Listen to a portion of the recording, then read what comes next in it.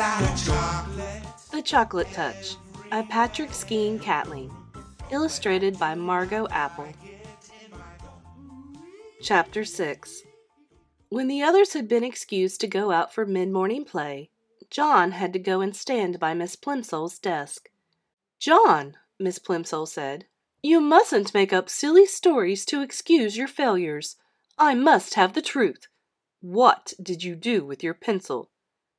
"This is it," John said, showing Miss Plimsoll the pointed stick of chocolate. "Really, it is. It's changed." "What do you mean, it's changed?" Miss Plimsoll demanded. "That's my pencil," John tried to explain. "Only it isn't the same anymore. Nothing stays the same today if I put it into my mouth. The same thing happened when I chewed my gloves. They were chocolate too." "John," said Miss Plimsoll slowly, "do you feel all right?" "Yes, thank you," John said. "I feel all right except," he added, "I'm getting so thirsty. The water from the water fountain turned to chocolate, and so did the water upstairs. I would like a drink of cold water." "Yes, John," Miss Plimsoll said. She suddenly looked pale. "You run out and play with the others. I'm going to have a talk with the nurse. And John," Miss Plimsoll said as he started toward the classroom door, "here's another pencil. Be a good boy and try not to lose it. I'm afraid I'll have to keep this piece of chocolate until school's out. You know we don't allow anyone to eat candy in class." Miss Plimsoll put the slightly chewed chocolate pencil in her desk drawer, and John went out to look for Susan. He found her skipping rope with 2 girls in his class. John usually scorned skipping rope. He preferred hide-and-seek, tag, FBI and spies, kick the can, or any other good exciting game. Jumping up and down in one place just to avoid being hit by a rope seemed silly to him, but he was sorry for having spoiled Susan's silver dollar, and he was willing to make a sacrifice. "Susan," he said. Susan continued to bounce on one foot as her 2 friends swung the rope over and under, over and under, over and under her. She didn't seem to notice John. "I'll skip with you," he offered. Susan stopped, and the rope was caught by her shins. "Let's try doubles. Backwards," she said, but not to John. She ignored John. "You go first, Betty. Ellen, you go second. I'll go last. The one who does it the most times gets the first slice of my birthday cake."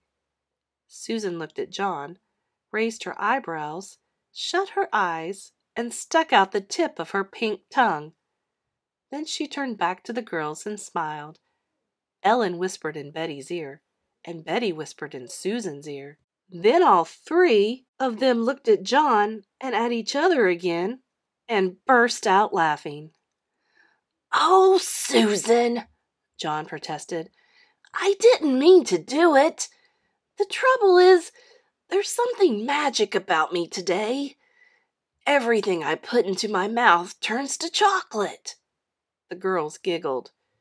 "You wouldn't like it," said John, who was beginning to feel sorrier for himself than he had ever felt before. "I think it's getting worse," he added reproachfully. "At first, just the part in my mouth turned to chocolate, but when I nibbled the end of my pencil, the whole pencil changed." "Pooh," Susan said. The others hooted with glee. "Maybe I'll get sick and die," John warned. "Maybe I'll turn to chocolate myself. Then you'll be sorry." "I don't believe one word about the chocolate," Susan said. "And if it was true, you'd be glad, because all you ever like eating is chocolate." "If you don't believe me," John retorted, "just you give me that skipping rope, and I'll prove it."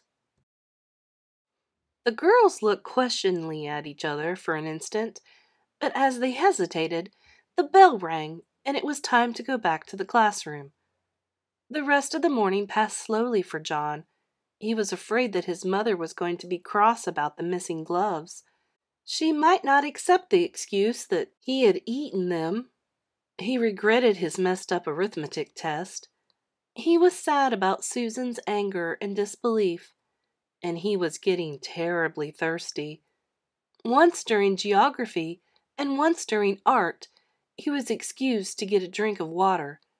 Both times, however, he swallowed nothing but sweet chocolate. His mouth was getting stickier and sweeter and drier by the minute. I like chocolate everywhere, but I do not like it in my